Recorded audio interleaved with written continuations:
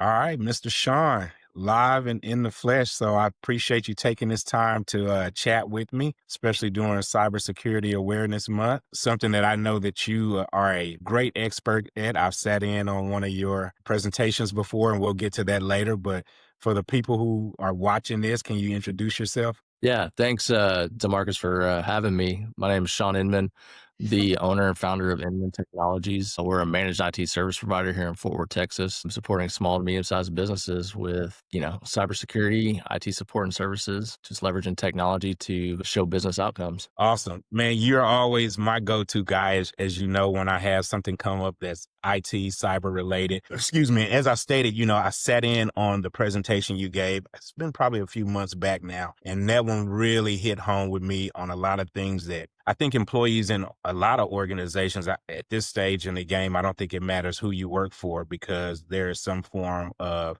computers being used, smart devices being used, and then that's where you bring in the IT side of it, especially as it pertains to cyber.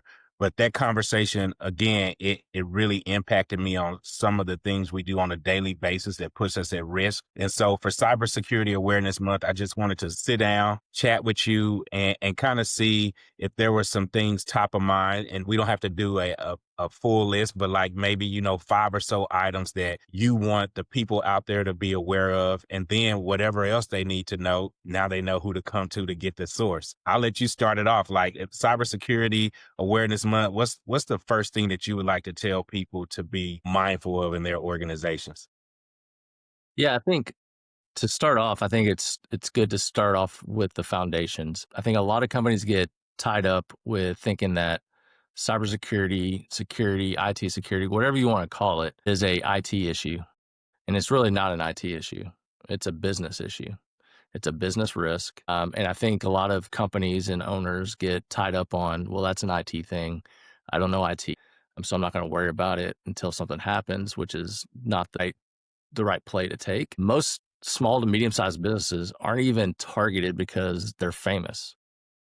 They're targeted because they're an easier target to breach because they don't have the right controls in place because they don't take the time to learn what risks their company is affected by. Over 60% of small businesses hit with ransomware shut down within 6 months of the ransomware attack. That's a stat from 2025. It's pretty that's high numbers. Yeah. And a lot of this can be like there's no silver bullet to cybersecurity. It's all about layers of defense. But you have to first start and realize that cybersecurity isn't an IT issue, it's a business issue. I think, the next big item is going to be we tend to forget that we're humans and we're the weakest link in the security chain. We're the first line of defense when it comes to security, but we're the weakest link. And I think a lot of business owners and small businesses, we get so busy with doing our day-to-day job that we forget that we are the first line of defense. So when an email comes in, which we'll talk about email here in a little bit, but email, over 94% of the security attacks, that's where it starts from, is an email. That's our first line of communication these days. People tend to want to send a text or email. Nobody wants to pick up the phone and call anybody anymore.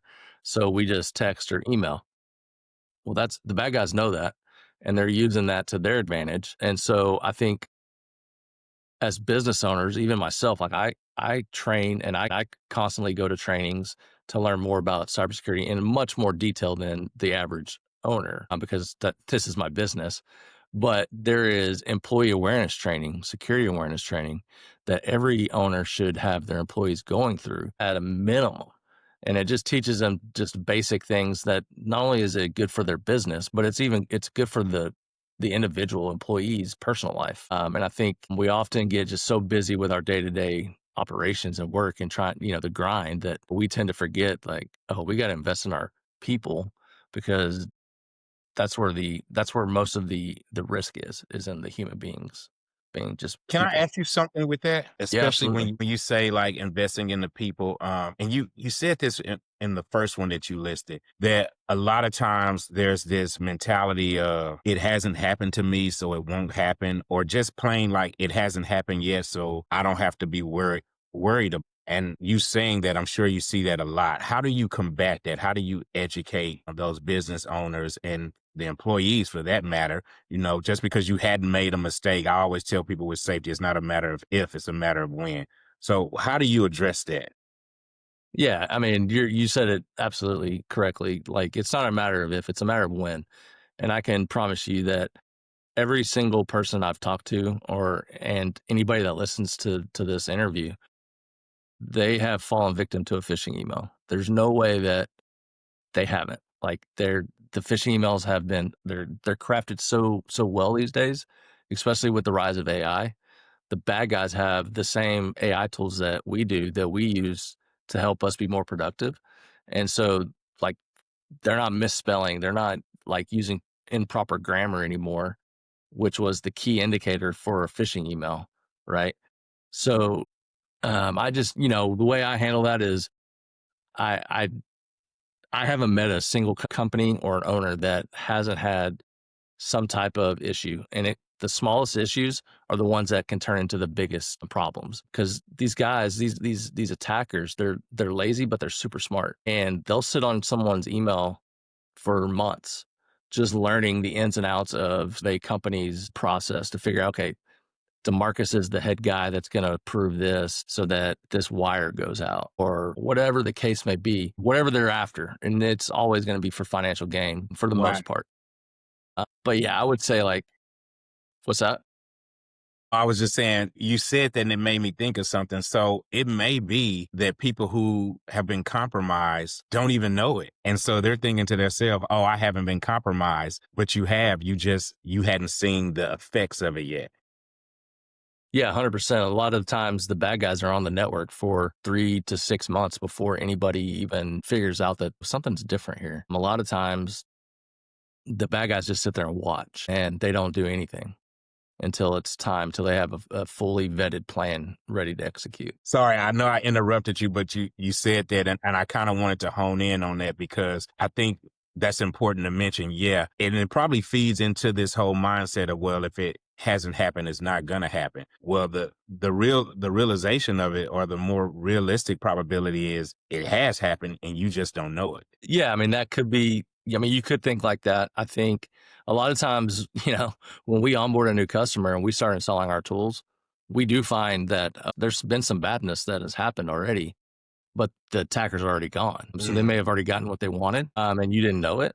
Maybe it wasn't necessarily a financial gain at that point, like where you saw, a wire get miswired or something, or went to the wrong person. But a lot of times our tools will show us evidence of past incidents, or you may come up, during the onboarding and you're like, yeah, we had an incident, and when we can still see the cookie crumbs of that incident when we start installing our tools. So yeah, there's times where we install stuff and yeah, we see the bad guys on there and we start blocking them right away, right? But then there's a lot of times we see evidence, and then majority of the time, like, we don't see anything from, like, hey, there's an active attack going on. So yeah, I mean, it's hit or miss.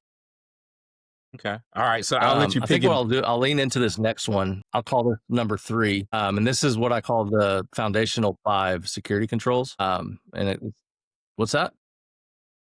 Nothing. Go ahead. We good? All right. All right. So foundation security controls. And so the number 1 is going to be multi-factor authentication. So if you don't have multi-factor turned on your email, any line of business apps, like, you're at major risk. It's not, like I said at the beginning, there's no silver bullet, but there is, like, this'll get you 90% of the way protected. I mean, you have a better chance of withstanding an attack if you have a properly configured multi-factor authentication enabled and configured across your line of business apps. Modern endpoint protection. So EDRs, MDRs, tools like SentinelOne, Huntress. We don't deploy the old school antivirus tools anymore. Those don't work. These attacks that we're seeing now are highly advanced, and they don't follow the same rules as the old school antivirus tools. So your web roots and things like that you can just go McAfee, all those, like, you can just go to Best Buy and pick up a license. They're not as effective anymore. The third one is patch management. So, when we onboard a customer, we'll come across machines that haven't been patched with Windows security patches for a few months, and that's the first thing we do is we start installing patches. Those fix quick, easy vulnerabilities that Microsoft has identified over the month, and so we immediately start patching those. The third party vendors like Adobe, Google, they also have vulnerabilities, and they push out patches. So when you get a pop up and says, "Hey, there's a new update to install," as painful as it may be, and sometimes it's in the inopportune times, you do want to find some time to get that updated. The bad actors will use those vulnerabilities and those softwares to exploit you and your systems to gain control in some sort of fashion. The number four is least privilege access. So if you are a company of any size and you've got multiple employees, you don't want to give everybody full admin access to everything. You want to limit who has access. So Sally, who is just the your person that answers your phone, she doesn't need access to QuickBooks probably. I mean, if she does, maybe she doesn't need admin access to QuickBooks. Maybe she just needs to be able to record some expenses. So you just give them the least amount of access that they need to a system is kind of the least privilege access principle. And then number five is backups. I think a lot of people get hung up like, hey, I'm using a cloud app. Like even my email, I use Microsoft 365. It's backed up in the cloud. You're not wrong. It is backed up. I mean, Microsoft will allow you to have access to a deleted item for a certain number of days. But what if you have a rogue employee that you didn't know was going to go rogue and they deleted some emails that you may need later on? And after the 30-day window of being able to get that data back from Microsoft, you realize, oh, it's day 35 and I need that. I need this data and I can't find it because Jimmy deleted it before he left. So having a backup that's outside of Microsoft or Google or whatever, and that's just an email example. But when we come in and we onboard a customer, we have a third-party tool that we use for backup of email, OneDrive, Google email, that kind of stuff. And then if they have on-premise servers, we bring in an appliance to back up any of that data as well. At the end of the day, when a disaster happens or a security incident happens and you can't get to your data, that's a bad day. And so you want to make sure you have good backups so that you can quickly restore, get your business back up operational and making the money that doing what you need to do to make your money. So those are the five foundational type security controls that we see stopping a majority of attacks today if they're all in place. So number four, if we're going down the list real quick, I mentioned email earlier, email and identity protection. Microsoft 365 and Google Workspace are the top targets for attackers. So, we've been shifting our focus to more of an identity first security approach. And so we're a big Microsoft shop, and we do have some customers that are on Google, but from a Microsoft perspective, there's a lot of conditional access policies that have to be enabled, things like that. There's a lot of DNS records that if you don't have an IT person, more than likely you don't have any of this stuff set up right. Because out of the box, Microsoft doesn't come secure and neither does Google. And there's just a lot of things that an IT person will go in there and tune and tweak to give you the better protections that you need. Because like out of the box, these tools don't come configured. So yeah, there's a lot of settings that we got to go in there and tweak and tune. We do a lot of education around business email compromise. Someone posing to be DeMarcus and it's not DeMarcus, and they're asking you to go to Walgreens and buy a bunch of gift cards, scratch off the number on the back, and hey, shoot me a text with all these so that I can get them out to the people that I need to get them out to. Yeah, not a good look. I've had that happen to a lot of new hires at companies, thousands and thousands of dollars in gift cards. So let's see. And then, last but not least, and I've kind of classified these two together, is incident response and cyber insurance. And they're last, not because they're least important, but it's the last in the kind of the chain of how things happen. So, when you're in the midst, when an attack, when you finally figure out that an attack happened, now you're in incident response mode. Part of your incident response plan is like, who are you going to call when the badness happens and you're in the midst of this? So you got to have a plan. So you got to know who to call. Like if you were to get hit with ransomware right now, do you know who you're going to call? Maybe your brother that's doing your IT, he may not Yeah. know what ransomware is, so like you need to have a partner that knows, okay, they have partners that deal with like we have partners that deal with ransomware attacks on the regular. So if I had a client that got hit with ransomware, I know who to call, right? So I have my own incident response plan for my customer. But the customer, first and foremost, has to have their own incident response plan. Part of that incident response plan is if you have cyber insurance, you need to call your insurance company, and you need to go ahead and like report an incident in the effect going down. A lot of these insurance companies, they partner with other cyber companies, and they can help you get boots on the ground to help mitigate the issue and kind of start collecting the data that's going to be needed for the insurance side, also as to get you up and running. I think a lot of times the first thing, the human nature is, hey, we got to stop the incident.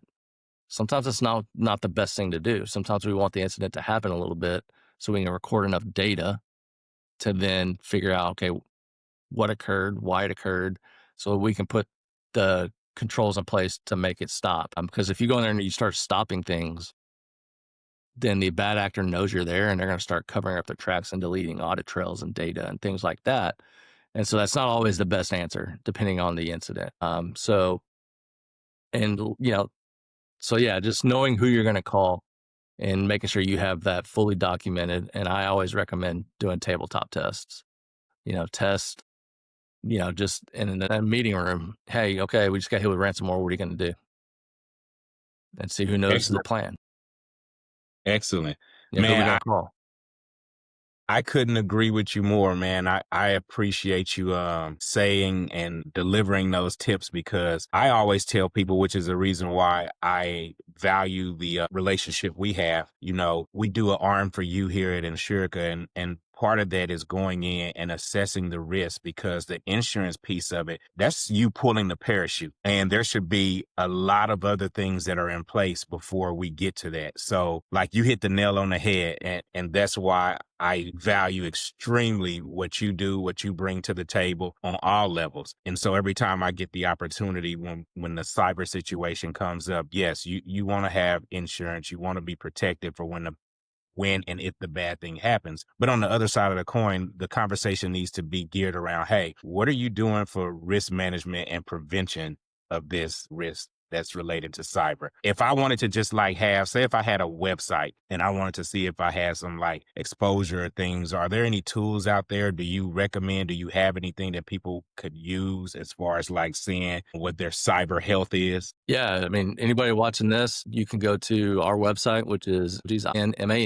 technologies.com/cyberscore. You enter in your company domain, hit scan, and within about 30, 45 seconds, we'll give you some high level information on kind of your cyber score, like dark web breaches that we see, email security, things like that. And it'll give you a good idea of kind of where you are from a cybersecurity perspective.